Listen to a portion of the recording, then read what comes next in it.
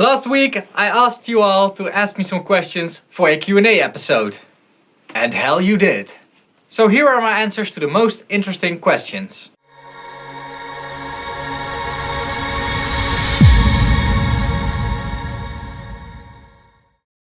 Okay, so I've got my iPhone over here so I can read the questions. Let's start with the patrons. Zachary King. I think that's the correct pronunciation. If it is, Zachary, just let me know. It would be interesting to hear the story, how you got into engineering. If I remember correctly, you took an educational program. I did as well, though it was almost 20 years ago now. And I can't help but wonder how different things were in your country versus the US, and also in a more modern era. I also imagine lots of people new to engineering would like to hear about the different paths to becoming a professional, school or on your own. Good question. Well, my own story dates back to when I started to walk. I started to walk behind my granddad, who was into audio engineering also. He did it as a hobby, just, because he liked audio engineering. And I always followed him, and that escalated after a lot of years that I started helping him with his small audio engineering projects, which mostly were in the sound reinforcement business. I had it in my blood from when I was real young, and the real basic stuff of audio engineering, I cannot remember how I learned it. Being young and having a granddad like that made me go study audio engineering. And I did a basic audio engineering, which actually the school's location is behind this wall, and then you have to walk I think 1 kilometer to get there, so it's really close to where my studio is based right now.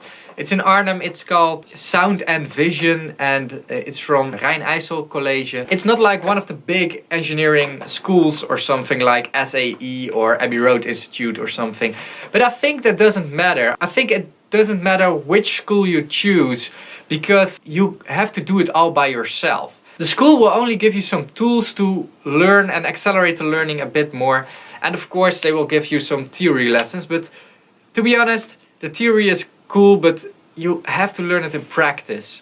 I hope that answers the question. Maybe I'll do a separate video about the subject, but most of the questions you guys asked, I want to do a separate video about. Having done what appears to be a ton of building and restoring lots of gear, wondered what you started with.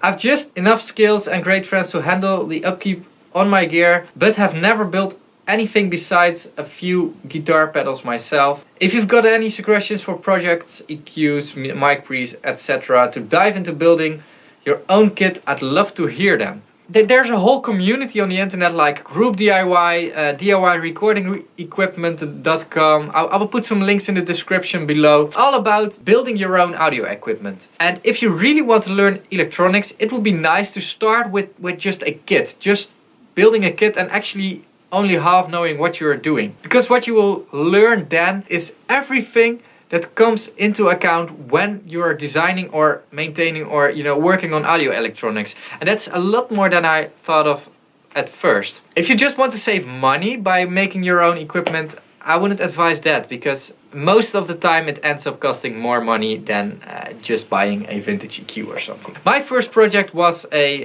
EQ, which is based around a Neumann EQ, and I actually didn't really know what I was doing. I knew some things of the circuit, but not all of it, and I just built them, soldered the PCB, and played around with some resistor values and stuff to maybe even make it sound better. They are still in my rack and they are still performing great. So that's where I started, and that's also where I advise all you to get started. Just build some equipment for yourself. After that, my second project was, that thing over there.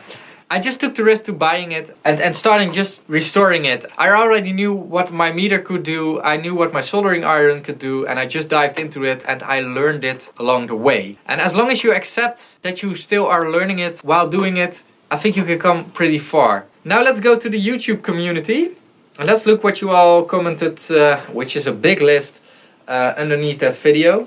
Okay, Rave Out asks, I'm curious about how you tackle the low end of hardstyle tracks. Do you use ducking? If yes, how do you do it? Do you use compressors or volume automation? Well, apart from a multiband compressor on my master bus, I don't use any ducking or something. I'm a big fan of keeping things as simple as possible and just working as hard as I can on using the correct settings. Because what I think is happening is that a lot of guys don't dive into the basic settings and then try to mend it on another place in their chain, while it is always better to just first get the basics settled. What do you do when something in the mix, like the drums, sound too loud, but if you turn lower their volume, they are not punchy nor loud? Well, this can have a few reasons why this happens. First of all, I always check the EQing of a track if someone wants to have it less loud, so more tucked away in the mix. So compare it with a violin. If a violin plays really soft and you know, really quietly, it sounds so much different than being loud. That's the same with you know, adjusting balances in your mix. If you just turn down the volume, maybe also the character of the sound needs to change. When people comment on my mix and say, hey, I want something a bit louder or a bit less loud, I first grab to the EQ before I grab to the fader. How do you actually use the exciter module? Which one? I stopped using it because I was getting sick and tired of the sound that came from it. White on White asks, have you ever used a Softube Console 1 or something like it? No.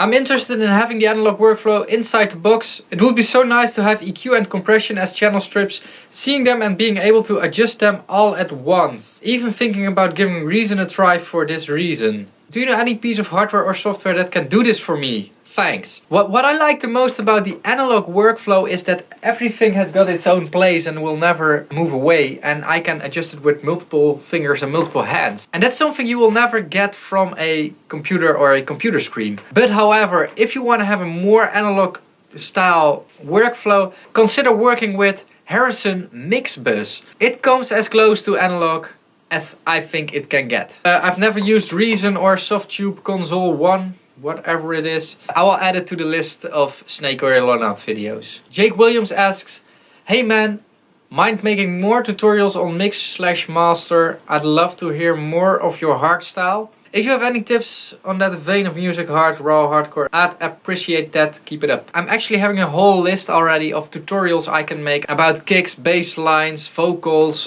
all that good stuff. A lot of videos. I think I've already got 150 of ideas for tutorials already. But I simply do not have time right now to start working on them. I want to do this in the near future, but I first need to find some time and my channel need to grow first. So yeah, I've got it in mind, but we need to wait. The Convicted asks, as you're using a lot of hardware, I'm really curious what you think of UAD and their digital remakes of analog hardware devices. I own a UAD Apollo myself and think it's great to be able to have analog possibilities.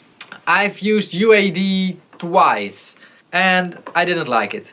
The way UAD works and why it needs sharks and separate processors is because they have circuit simulations while other brands have sound simulations. I don't know if circuit simulating is a good thing because all those plugins gave some grain to the sound which I didn't like. I really want to have a UAD device here so I can test it out and do some Snake Oil videos about it, because right now I cannot prove anything and I want to see if it's true or not. So if I get the chance, I will try them. Eric Green, it's actually Eric Groen, but in English it's Eric Green. I wonder what would be the best audio interface for me.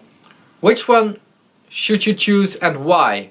Well, it's all about what you want to do with it. And I know Eric himself, and Eric needs to have good recording capabilities. Since I'm his mixing engineer, I also want it to sound good. And I think he will add a second set of speakers to his setup, so he needs dual output. And you know, Motu, Apogee and Universal Audio all have something that could do that job. My personal preference is Apogee because I also use Apogee right now. And why I would advise Motu is because I already tested the Motus and I know that they sound great. For Universal Audio you will get the UAD processing in it, which is maybe very handy to have, but then again, I only used it twice. I don't know if it's really that shit as I think. On the other hand, they are all priced roughly the same, and in the Universal box there's more in there there was less money left to develop the audio circuit. So maybe it's the worst sounding interface. But what would be cool, but I need the brands to work with me, is that I get the Motu USB interface, the Apogee Quartet interface and the Universal Audio desktop interface, and test them out over here side by side and make a video about it. That would be cool, but I don't know how to trigger those manufacturers to send me that stuff.